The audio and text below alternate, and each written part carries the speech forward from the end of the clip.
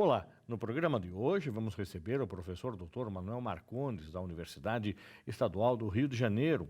Ele participou do evento Concentra RP, que aconteceu no domingo 24 de novembro. Está no ar o Uniso Comunidade.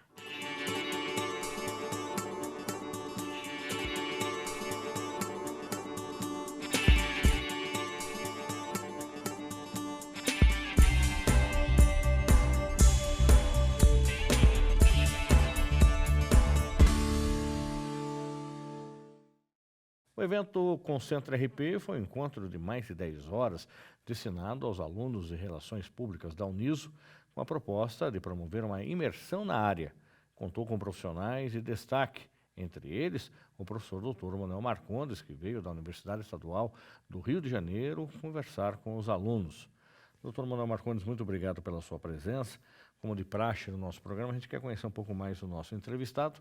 Gostaria que o senhor falasse sobre a sua titulação acadêmica, até da sua graduação até o doutorado, e o tempo que o senhor já é docente. Fernando, muito obrigado pela oportunidade. Agradecer também à professora Mércia, que fez o convite para a participação do Concentra RP, que já é o 4º ano, uma atividade que me impactou muito participar dela, vendo o congraçamento de professores e alunos em torno do curso de Relações Públicas, que é a minha formação. Eu me formei em 81, né? Já vão aí 38 anos, e há 34 eu sou professor na Universidade do Estado do Rio de Janeiro. Atividade essa que foi tomando cada vez mais tempo na minha vida. Quando eu comecei, eu era professor horista e tinha também minha atividade no mercado, né? Trabalhando em empresas. E depois a coisa da academia foi me conquistando. Então, fui ao mestrado, depois o doutorado fiz na USP, com a professora Margarida Kunsch, foi minha orientadora, é uma referência na área, na ECA, Escola de Comunicações e Artes, e mais recentemente, na UF, na Universidade Federal Fluminense, o meu último trabalho, que é o mais recente, que é o livro que eu trouxe ontem para o evento, Marketing para Artes e RP para Artistas. Então, isso, digamos assim, condensa, resume a minha trajetória. E falando nisso, o senhor está disponibilizando, nós temos aqui na frente na minha frente, aqui na bancada, os livros, né, que são 1, 2, 3, 4, 5, 6, 7 livros. O senhor está disponibilizando esses 7 exemplares, são cada um uma obra diferente, para a Biblioteca da Uniso e, consequentemente, está também à sua disposição. Você que acompanha o nosso programa, lembrando que a nossa biblioteca é aberta ao público. Então, você pode, eventualmente, vir aí conferir e poder acessar esses livros que estarão na biblioteca. Vamos falar desse último livro que o senhor está lançando agora, Marketing para Artes e para Artistas. Especificamente do que trata esse livro? Vamos falar assim, é divulgação da arte do artista, porque muitas vezes o artista, ele precisa vender o seu próprio trabalho. E como é que ele vende? Muitas vezes ele sabe fazer a sua arte, independente de qualquer que seja, mas se vender é uma outra conversa, né? Essa questão, Fernando, é a questão central, né? Esses 3 livros aí que estão à sua direita, eles têm uma conexão. O marketing cultural foi objeto da minha tese na USP, em 2000. Então, foi a primeira tese que abordou esse tema, que é um tema brasileiro. Quer dizer, esse termo, marketing cultural, ele não faz sentido na língua materna do marketing. Não existe cultural marketing, né? E se você falar marketing cultural em Portugal, não faz sentido. É uma expressão que foi cunhada pela imprensa brasileira, marketing cultural, e que se tornou uma propriedade das empresas. Quer dizer, as agências de propaganda e as empresas patrocinadoras da cultura se apropriaram desse universo do marketing cultural, muito bem, ok. Só que eu tinha desde antes da tese, a vontade de colaborar com o artista. Eu fui um Relações Públicas que escolheu, já na academia, ser divulgador de artistas. Eu não queria trabalhar na indústria automobilística, nem da indústria financeira. Eu queria trabalhar com artistas e grupos artísticos. Então, eu comecei minha carreira trabalhando com um grupo de teatro fazendo teatro infantil, depois música instrumental, depois teatro adulto, depois exposições de obras nas artes visuais, enfim, foi a minha escolha. Então, a oportunidade que eu tive de, na UF agora, recentemente, em 2017, concluir um pós-doc, voltando ao assunto, me permitiu a volta às origens. Então, essa obra é muito mais voltada para o artista, para o verdadeiro criador, muito mais do que para o produtor cultural, que é aquele sujeito que está no meio do caminho entre o negócio, o artista e o negócio. Então, o artista precisa saber que tem um perfil que pode ajudá-lo muito, que é o Relações Públicas. Porque o Relações Públicas cuida da imagem e da reputação, além da divulgação, que é a primeira atividade que se relaciona à área, né? Publicity, quer dizer, colocar a matéria do tema que o artista produz na imprensa gratuitamente. Quer dizer, você obter que o seu release, o seu press release seja publicado, conte que o artista criou mais uma nova coleção e vai expô-la. Quer dizer, isso você obtém convencendo o editor do site, do jornal, da revista, do programa de rádio ou TV. Então, esse trabalho é clássico de RP, é um trabalho que já se sabe. Mas levar isso para o artista no varejo, falando em pessoas físicas, porque se trata de RP muito falando de agências grandes, né, gente que pode ter um gasto importante, selos musicais, pequenas gravadoras, editoras, enfim. Aí não, voltar ao artista. O que ele precisa saber de básico dessa atividade? RP. E principal, separar o marketing das relações públicas. Quer dizer, quem é que pode ser vendido, embalado, distribuído? Não é o artista, é o produto do trabalho dele. É o livro, é o filme, é o quadro, é a escultura, é a performance, é a instalação.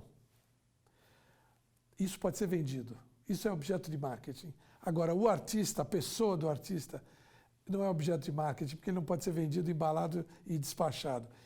Pode ser trabalhado nele a divulgação, a imagem e a reputação. Então, nesse livro eu consegui separar as coisas e abordar a questão da produção artístico-cultural sobre esse aspecto, digamos assim, um binômio. Eu tenho acompanhado muitas vezes aqui em Sorocaba a LINC, que é a Lei de Incentivo à Cultura, que tem no município, que existem, obviamente, as versões estaduais e federais, e a gente percebe quantos são os trabalhos apresentados e quantos são negados porque não são construídos de forma que o avaliador entenda a proposta. Quer dizer, que de repente livros como essa natureza, Marketing para Artistas ou Marketing Cultural, da prática para a teoria, é um livro para você que pretende vender, divulgar, explicar o seu trabalho como bibliografia obrigatória, porque, caso contrário, vai se produzir. Tem coisas muito boas, mas você não consegue apresentar, não consegue explicar. E não consigo chamar o artista também para ficar me explicando. Eu preciso ler o projeto dele, aprovar ou reprovar. Você abordou um aspecto muito interessante que nos remete justamente ao outro livro, que é um livro já com uma parceira, que é a Luzia Angelete Ferreira, que é o Economia da Cultura. Quer dizer, a política cultural de uma cidade, de um estado ou de um país, ela pode ter duas grandes vertentes. A vertente, digamos, que vem da França, é a vertente do Estado forte, o Estado presente, o Estado que banca. E a escola americana do marketing forte, que seria dos sponsors, dos patrocinadores, onde a cultura está mais entregue ao privado. O Brasil, com a Lei Sarney, de 86, tentou andar nas duas vertentes. Você ter o Ministério da Cultura, que foi criado um ano antes, em 85, e a lei de incentivos, que foi a lei de Sarney, de incentivo fiscal do imposto federal, imposto de renda, para a iniciativa privada participar. Tentou-se aí um caminho híbrido, que seria muito virtuoso se as duas pernas caminhassem bem. Talvez nunca tenham caminhado como ideal, né? Mas tivemos momentos áureos. Eu diria, a gestão, por exemplo, 6 anos que o Gilberto Gil esteve à frente do Ministério da Cultura, nós avançamos. Talvez porque o Gilberto Gil fosse uma pessoa da área, do ramo finalístico, um artista. E um artista de sucesso, que já produziu música, já produziu audiovisual, entende o espetáculo, conhece bem essa estrutura. Talvez seja por isso. Agora, o que aconteceu? Hoje, praticamente, a política cultural do país é o uso de renúncia fiscal. É o uso das leis municipais, estaduais e federal para que projetos cheguem a público. E aí, os registros conseguidos pelos artistas dos seus projetos, bem escritos, mas hoje bem é mais elaborados, né? Hoje é mais fácil porque você tem formulários eletrônicos, então já não tem mais aquele talento, digamos, artesanal de produzir um projeto bacaninha. Hoje você faz isso num formulário eletrônico, né? Não há não há um julgamento de se é cultural ou não, se é comercial ou não. Isso vai lá para, no caso federal, para a Comissão Nacional de Incentivo à Cultura, a CNIC. Os projetos entram, recebem o seu certificado e vão para a captação. Ocorre que, normalmente, se aprova, vou dar um número aqui hipotético, aprova-se 1 bilhão, projetos que somam 1 bilhão, mas o governo só vai permitir que seja renunciado 100 milhões. Então, você entrega na mão dos artistas certificados para eles venderem, mas só 1/10 disso vai conseguir o recurso. Então, há uma briga, um funil muito perverso, tá? E que aí entram as relações, o contato com as áreas de marketing das empresas. As empresas querem os projetos que mais atendam a seus objetivos. Não são os objetivos inteiramente identificados com o da comunidade. Nem sempre, muitas vezes é. Não tem vilão nessa história. Eu prefiro pensar assim. Se nós pudéssemos fazer que todo 1 bilhão fosse patrocinado por alguém, toda a comunidade artística proponente estaria atendida. Aí, professor, o senhor tem um artigo que fala sobre economia criativa e economia da cultura. Está dentro dessa linha de raciocínio?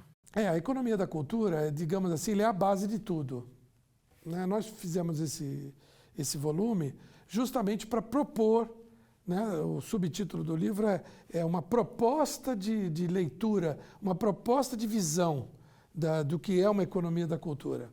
A ideia de economia criativa é um conceito mais recente, se não me engano, de 2001, começou a se falar de indústria criativa ou de economia criativa, ligado ao soft power, ligado ao que os Estados Unidos sempre fizeram bem, né? Primeiro vai o cinema, depois vai a indústria, né? Você mostra o Ray-Ban, mostra o Oldsmobile, e aí o cidadão naquele país quer comprar do óculos ao automóvel. Então é uma indústria poderosa, continua sendo. O que move Hollywood é uma indústria cinematográfica que leva ainda o American Way of Life adiante, ainda continua funcionando, como no tempo dos grandes estúdios, que continuam existindo, né? Mas hoje há aí um espaço para produções independentes, importantes, uma indústria indie, tanto no cinema quanto na música, barateou muito a produção. Então hoje é mais fácil você fazer o seu filme, fazer o seu DVD, o seu CD, enfim, o seu EP, sua produção musical. Então a ideia de indústria criativa amplia. Ela sai daquelas áreas tradicionais, música, artes cênicas, literatura, museus, e vai chegar a games, culinária, turismo. Quer dizer, a indústria criativa ela é um leque maior, mas que a cultura é a base de tudo.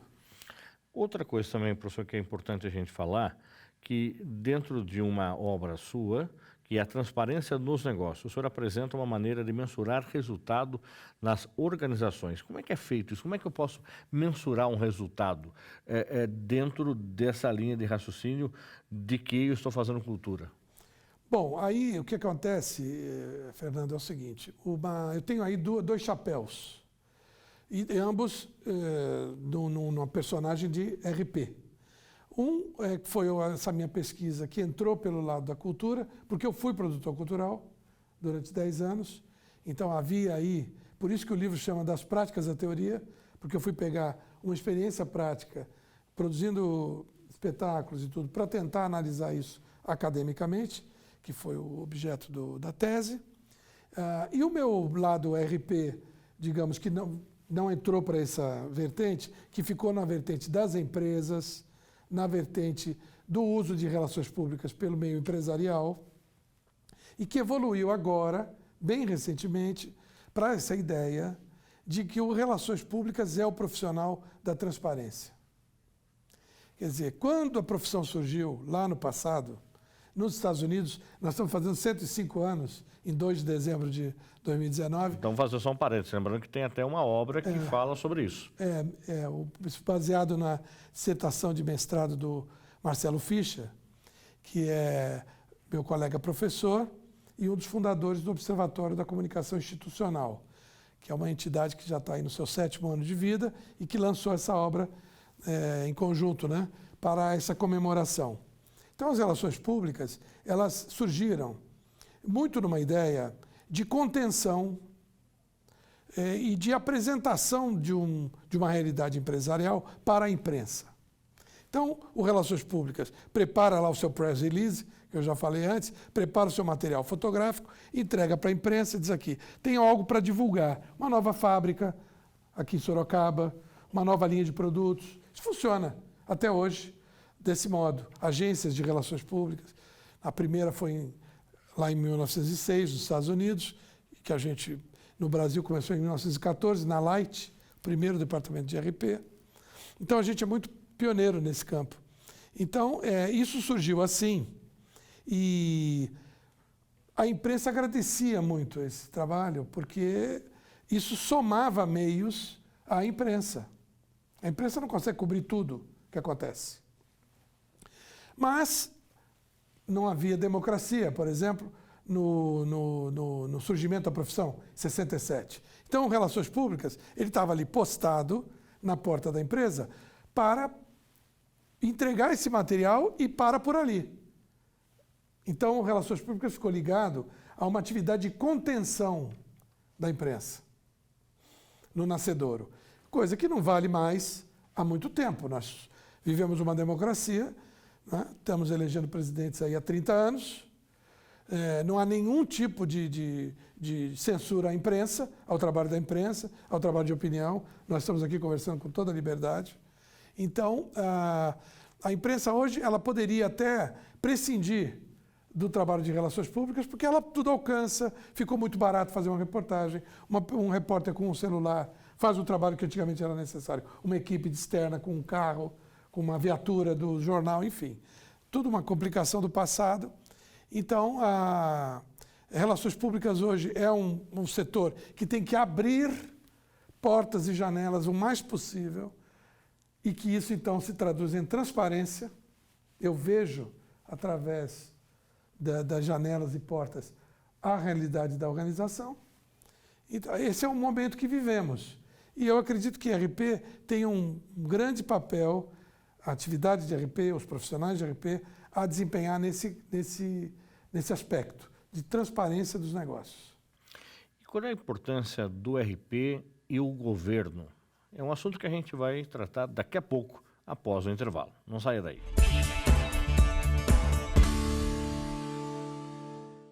A Câmara Municipal de Sorocaba inova mais uma vez e lança um aplicativo. A partir de agora, você pode acompanhar o trabalho dos vereadores direto do seu celular, a qualquer hora e em qualquer lugar. Você pode ver o histórico do vereador, pesquisar as leis municipais, assistir à TV Câmara e ouvir a Rádio Câmara ao vivo. Também pode conferir as fotos dos eventos realizados na Câmara Municipal e ainda ficar por dentro das pautas de todas as sessões do Legislativo. Tudo isso de forma simples e fácil de usar. Baixe agora mesmo o aplicativo da Câmara Municipal de Sorocaba.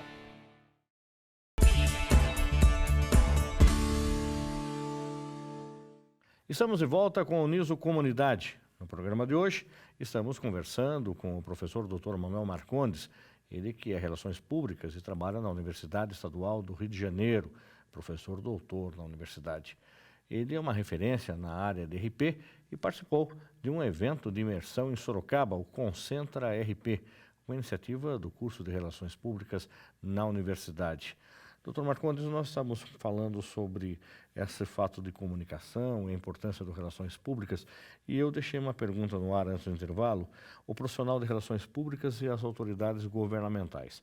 O senhor estava conversando conosco antes do programa iniciar e o senhor até falou da responsabilidade do governante nessas falas, nessas explanações, que obviamente convencem ou não uma comunidade, e aí está o papel fundamental das relações públicas, para orientar, disciplinar e até explicar a essa autoridade como fazer essas falas. Essas falas têm que ser, obviamente, verdadeiras, coerentes, mas muitas vezes este governante não tem o traquejo de falar com o público.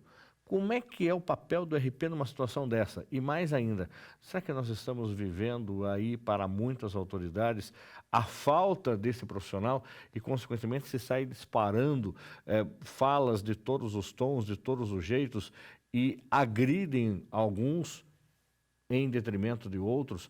Também é legal fazer isso ou não? Como é que o senhor está vendo alguns governantes e o papel do RP nessa situação? Fernando, você dá a oportunidade de falar esse livro mais embaixo aí, da outra pilha, que ele acabou me levando onde eu estou hoje. Esse aqui é Relações Públicas e Marketing. Convergências entre comunicação e administração. Eu estou dedicado, a minha vida está dedicada, na última década, a esse tema. E esse livro justamente me levou a um convite pela Faculdade de Administração e Finanças da UERJ a me transferir. Então, eu há 10 anos estou nessa unidade, né, como professor na Faculdade de Administração e Finanças, promovendo justamente essa tentativa de trazer relações públicas ou essa ideia de transparência para a administração. Porque os gestores... outro dia eu conversei com uma associação de empresários no Paraná e eu disse para eles assim, olha, eu vim conversar com vocês sobre comunicação. Era uma mesa grande, mas não é nem sobre imprensa, nem sobre propaganda. Eles ficaram na dúvida, você falar sobre o quê? Então, existe aí uma especialidade, né, que nós exploramos no Observatório da Comunicação Institucional, né, que é justamente essa comunicação voltada para o negócio, para o gestor, e não só o empresarial, também o público. Então, recentemente houve aí uma discussão sobre registros profissionais, e falou-se muito em precarização, enfim. Nós temos pouco mais de 20 profissões regulamentadas no país, com um sistema de conselhos federal e regionais, e relações públicas é uma delas. Então isso é um patrimônio... Em detrimento até de jornalistas e publicitários que já perderam há muito tempo, né? Nós somos defensores, nós somos uma organização não governamental, sem fins lucrativos, nós defendemos causas. E uma das causas que defendemos é o retorno da exigência do diploma de ensino superior para o exercício do jornalismo, né? Então, essa é uma luta. Agora, em termos de profissão, os jornalistas e os publicitários se organizaram em sindicatos, em associações, mas não chegaram a ter um sistema de conselhos, que a gente acha que devia haver, né? Nós não achamos que devia flexibilizar mais e acabar com o DRP. Nós achamos que as profissões que têm responsabilidade social, e o jornalismo e a propaganda têm responsabilidade social, né? Se você dá uma informação errônea, enganosa, você pode induzir um cidadão a erro de julgamento. sobretudo o marketing político eleitoral, por exemplo. Então, nós achamos que um regramento não engessa, ele melhora, ele sofistica, ele desenvolve um setor. É claro que são visões de mundo, né? Há quem advogue a desregulamentação de tudo e há quem advogue a regulamentação. Nós estamos do lado que advoga a regulamentação. Então, no caso de relações públicas, qual é o instituto? É o instituto da responsabilidade técnica, a mesma que o engenheiro tem sobre a obra, a mesma que o médico tem sobre a cirurgia que fez. Então, um texto que vai ser colocado para o presidente ler no teleprompter, porque ele lê o texto que um ministro, que um secretário, que um prefeito, um governador, enfim, um chefe de autarquia, que ele vai colocar em público, ele tem que ser responsável, ele não pode gerar um pânico, por exemplo. Então, se há um concurso de relações públicas assessorando, seguramente ele vai alertar, se não foi ele que redigiu, mas ele vai alertar para possíveis problemas que uma fala possa gerar, de desagradar segmentos da população ofensivamente. Não é só agradar porque se concorda, não, ofensivamente, causando possíveis problemas, possíveis danos, possíveis questões judiciais. Então, o trabalho de responsabilidade técnica é uma coisa tão sagrada, para pessoas como eu acreditam nisso. Na verdade, nós estamos na universidade tentando construir perfis, formar pessoas que ajudem nesse sentido, que você preze pela verdade. Isso é fundamental, né? O exercício da democracia e o uso da verdade são fundamentais para relações públicas. E não há relações públicas se não houver imprensa forte e diversa. Então, para terminar, quem banca o jornalismo é a propaganda. Então, essas 3 áreas da comunicação clássicas, as áreas mais conhecidas, porque há outras, né, de editoração, cinema, enfim, propaganda, jornalismo e relações públicas fundamentais numa democracia forte. Professor, o senhor também tem um outro livro que são os 4 R's do RP, como práticas de transparência nos negócios. O que são esses 4 R's do RP? E aí quero pegar um gancho que o senhor disse que esteve recentemente no Paraná, conversando com empresários sobre comunicação, e disse que o senhor não ia falar de jornalismo e nem de publicidade. E aí alguém perguntou, mas vamos falar do que então, né? Bom, quem é o RP? Qual é o papel do RP? Qual é a diferença das ações dos jornalistas e publicitários? Bom, aí é o primeiro aí, o vermelho embaixo de tudo. O quadro que está atrás. Que vai explicar aqui. Exatamente. Esse desenho, quer dizer, os professores recorrem a diagramas, a modelos, como foi o caso dos 4 P's no marketing, que me inspiraram para os 4 R's das relações públicas. Quer dizer, as coisas nas empresas não acontecem assim. Isso é uma forma didática de você tentar compreender conteúdos, relações entre coisas, né? Você chega lá na empresa, as coisas não estão divididas assim. Mas, para o ensino, esses esquemas são úteis. Essa é a nossa tentativa como professores, quando a gente desenha um esquema desse. Então, esse mix que eu propus, ele começa no reconhecimento. O primeiro R é o reconhecimento, quer dizer, uma organização precisa ser reconhecida. Ela precisa ser conhecida e reconhecida como tal, como única. Ela tem que ter uma identidade. Que aí a publicidade pode não fazer e nem o jornalismo. A publicidade vai atuar num outro, porque cada uma dessas instâncias, que eu chamo, cada R desse é uma instância. Então, a instância do reconhecimento vai ter o concurso do advogado. Quando você vai criar a tua empresa, você tem que criar o aspecto societário. Legal. É uma limitada? É uma SA? É uma cooperativa? É um clube? É uma ONG? É uma fundação? É uma associação? É muito rico o campo do direito societário. Então, você vai ter a ajuda de um contador também, para criar o seu organismo, seja ela uma empresa, seja ela terceiro setor. E isso vale até para governos. Você vai criar agora o governo federal criou uma nova empresa, uma nova empresa pública para cuidar do espaço aéreo, né? Não me lembro agora o nome, Nave, acho que é Nave. Então, teve que ir lá o pessoal do direito, porque vai se propor ao Congresso, o Congresso vai ver se é constitucional. Quer dizer, alguém tem que desenhar o modelo de funcionamento desse estatuto, né? Então, essa identidade, o RP entra. Qual é o nome da empresa? Quais são as cores da empresa? Parou aí. Que logo depois, dentro dessa instância, vem a marca, vem o branding. No branding já o publicitário entra com força. Ajudar a criar uma marca agradável, bonita, sonora, enfim. Cores que identificam aquela organização.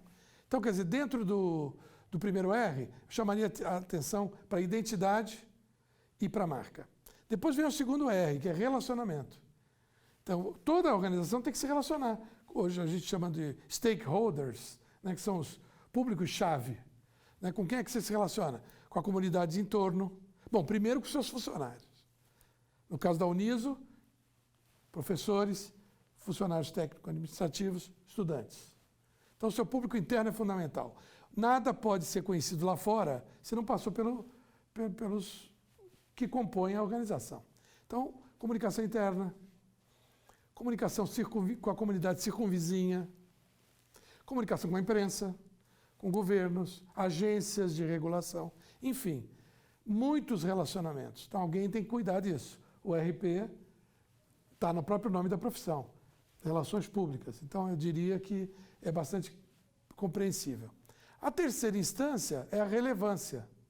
Aí entra o marketing, porque a relevância olha para a concorrência, olha para o mercado.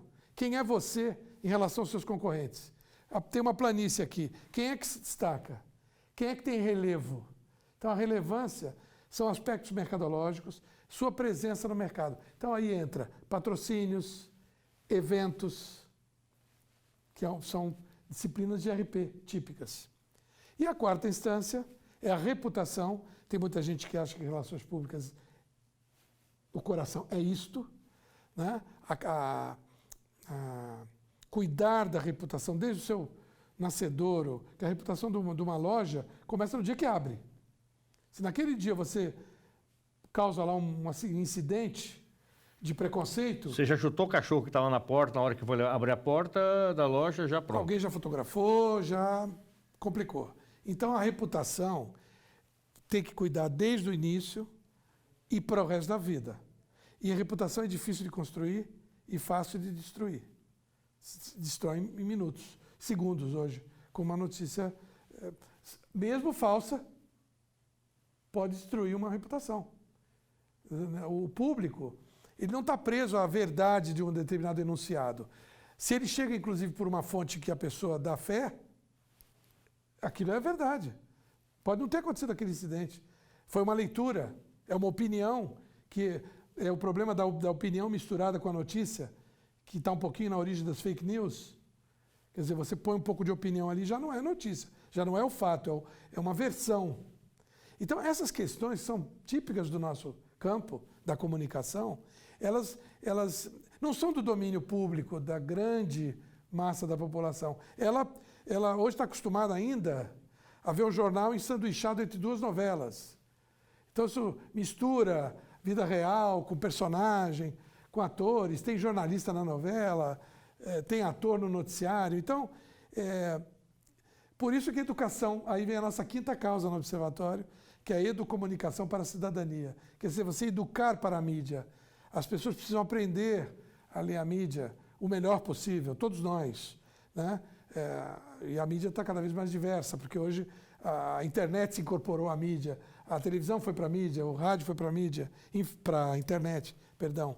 Então, esse universo que a gente lida é de vastidão, e a tentativa de falar em um composto é uma tentativa de ajudar os estudantes e os empresários, os capitães de indústria e até governantes a conseguirem melhor resultado com a sua comunicação e até a transparência. Eu coloco aí a transparência lá no fim.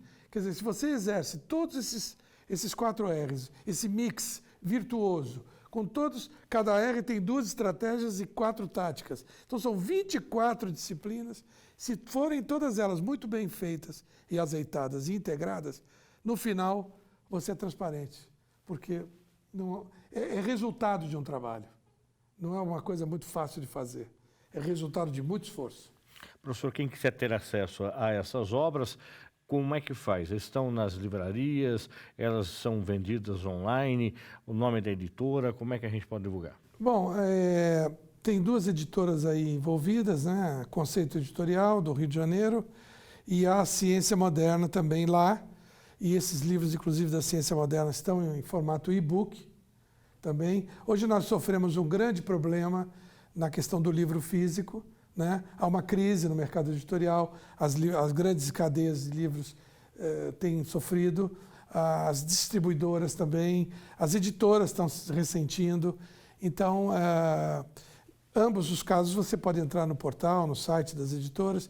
Eu tenho feito essas doações para as faculdades, porque isso é uma obrigação dos editores. Se os editores não fazem, os autores acabam fazendo, né? Porque antigamente as editoras vinham visitar aqui. Sim. Né? Nós estávamos conversando um pouquinho antes. As editoras visitavam as universidades, trazendo os livros. Isso não está acontecendo mais.